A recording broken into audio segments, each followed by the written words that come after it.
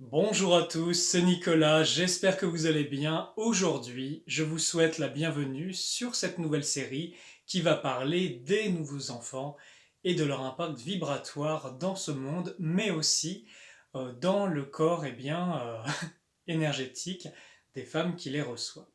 Donc, on va aborder dans un premier temps un premier sujet, c'est qu'est-ce qu'implique l'incarnation d'une âme dans ce monde.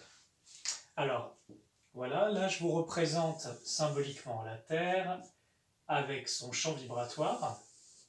Et voilà, ça on va dire que ce sont les mondes de lumière. Je représente le soleil central, la parcelle divine. Vous avez les différentes dimensions. Et à partir de là, imaginez une petite âme, hop, je vais représenter comme un cristal qui va venir justement s'incarner dans l'eau de cette planète, auprès de l'humanité. Hop, voilà. Qu'est-ce qu'elle va faire, cette âme? Donc elle va créer son plan d'incarnation, c'est-à-dire son mandat céleste, c'est-à-dire tout ce qu'elle va choisir d'apprendre, qu'est-ce qu'elle va choisir de vivre au cours de son incarnation.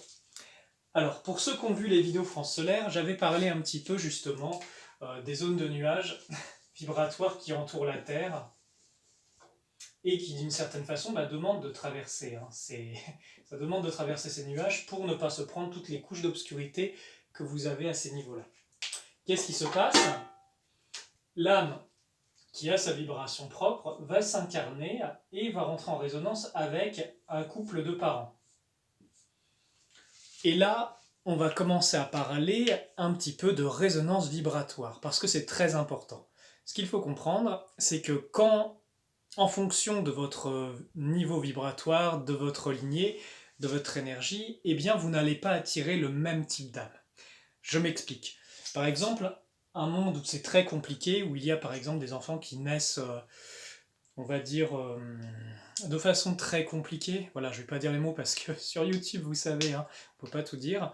Mais en gros, d'actes non consentis, eh bien qu'est-ce qui se passe? Ça va pas forcément attirer les mêmes âmes que en fait un couple qui s'aime dans l'amour, qui a choisi d'avoir un enfant, qui veut lui offrir le meilleur. Vous voyez, c'est pas pareil. Les âmes qui viennent sur ces mondes, eh bien, il y a différentes qualités. Par exemple, une âme qui arrive dans un corps qui est asexué ou dans le corps d'un clone, c'est pas du tout le même mérite, donc c'est pas du tout la même qualité d'âme et le même niveau de conscience qui va pouvoir s'incarner.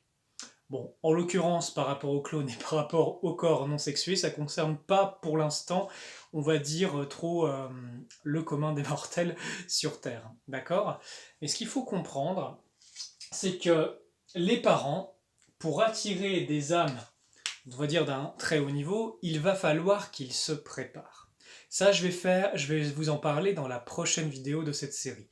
Mais pour l'instant, je vais vous parler de l'impact vibratoire de ces âmes qui arrivent.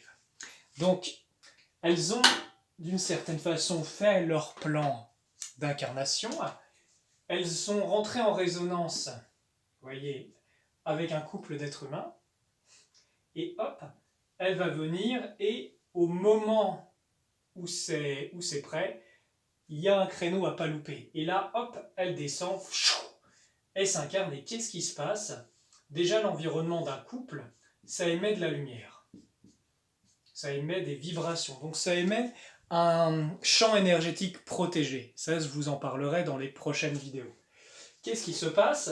Eh bien, l'âme va venir, et ça y est, l'enfant est né. Qu'est-ce qui se passe? Bon, là, c'est un bébé en l'occurrence, hein, d'accord?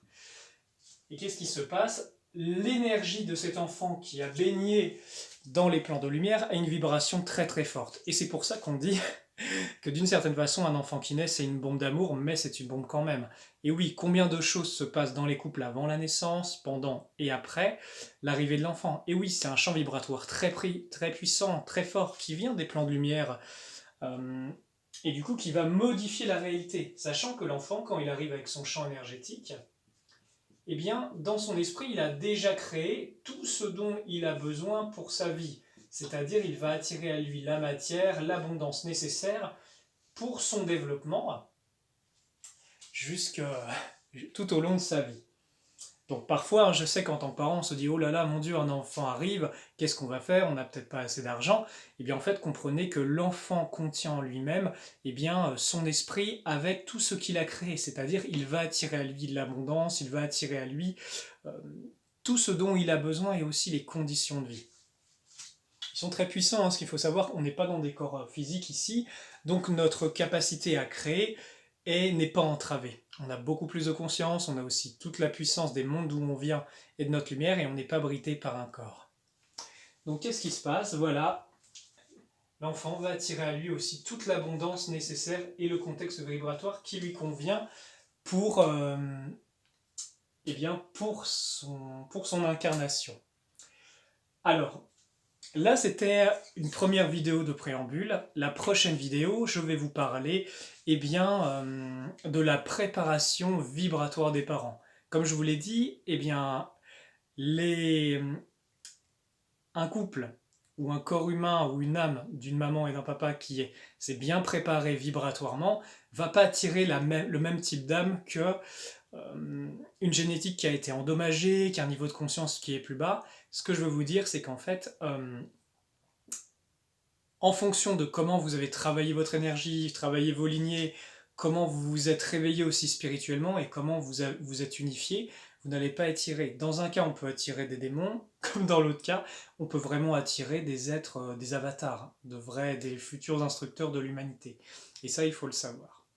Eh bien, écoutez, j'espère que cette vidéo vous aura plu d'introduction.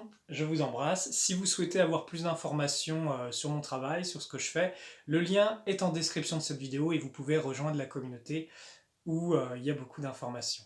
Je vous dis à très bientôt pour le prochain épisode.